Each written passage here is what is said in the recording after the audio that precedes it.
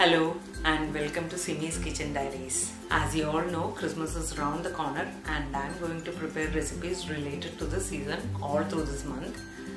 I'm starting with a stuffed whole baked chicken instead of a turkey.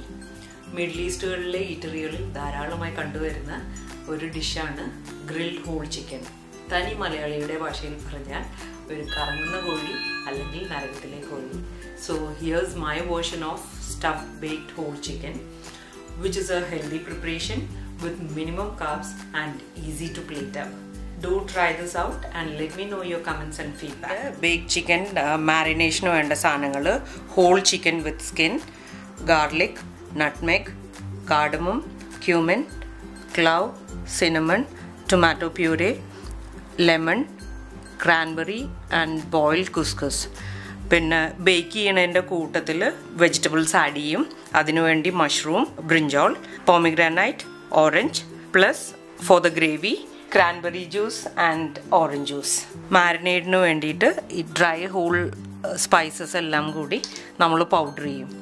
ക്വാണ്ടിറ്റിയും ഡീറ്റെയിൽസും എല്ലാം എൻ്റെ ബ്ലോഗിൽ simmiskitchendiaries.com പോയാൽ നിങ്ങൾക്ക് ഡീറ്റെയിൽഡായി കിട്ടും.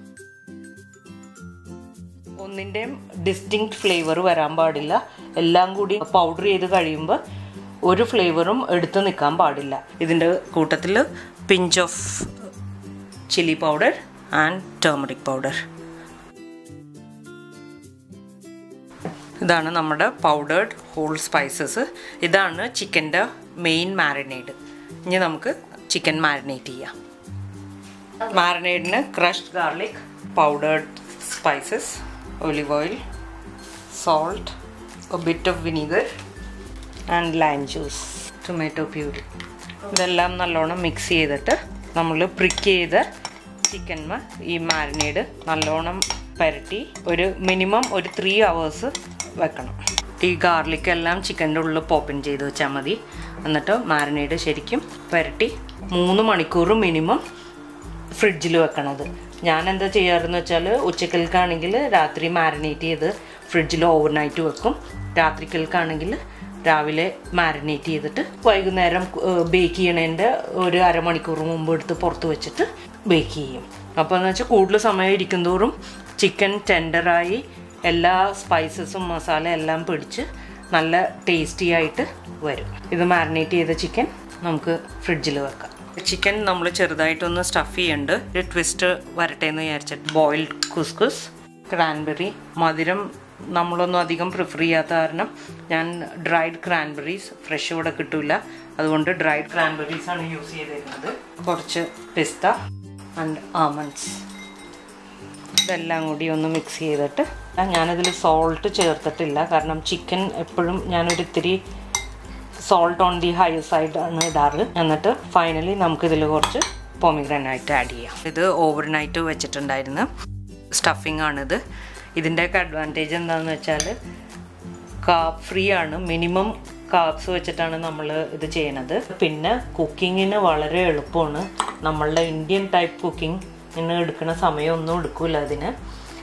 ഞാൻ ക്രാൻബെറി സോസ് അവോയ്ഡ് ചെയ്തതിൻ്റെ ഒരു റീസൺ തന്നെ സ്വീറ്റ്നെസ്സും കാർബ്സും കുറക്കാമെന്ന് വിചാരിച്ചിട്ടാണ്. ഇത് ടൈ ചെയ്യുക, പിഞ്ച് ചെയ്യുക ഒന്നും വേണ്ട. ഞാൻ യൂഷ്വലി ഇങ്ങനെ വെക്കാറ്. It will be fine. Bake ചെയ്യുന്ന ഡിഷാണിത്. ഇതിലേക്ക് കുറച്ച് ഒലിവ് ഓയിൽ ഒഴിച്ച് ഒന്ന് സ്പ്രെഡ് ചെയ്തിട്ട് ബേക്ക് ചെയ്യാൻ വെക്കാം. ഞാൻ വഴുതനങ്ങ യൂസ് ചെയ്തത്. വഴുതനങ്ങ മിനിമം കാർബ്സിൻ്റെ കാറ്റഗറിയിൽ പെട്ടതാണ്.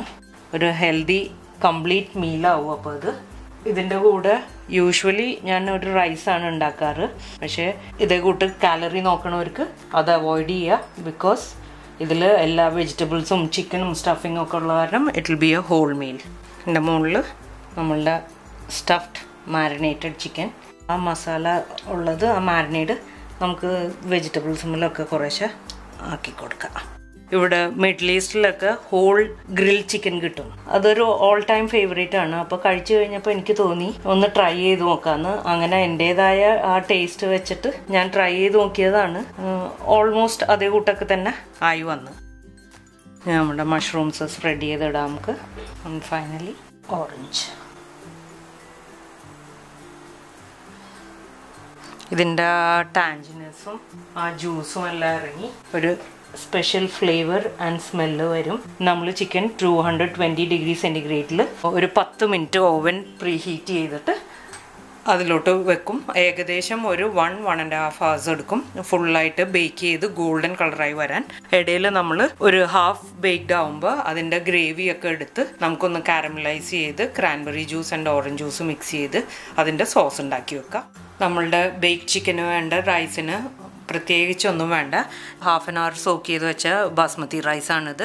ആൻഡ് വേർമിസിലി നമ്മുടെ സേമിയ.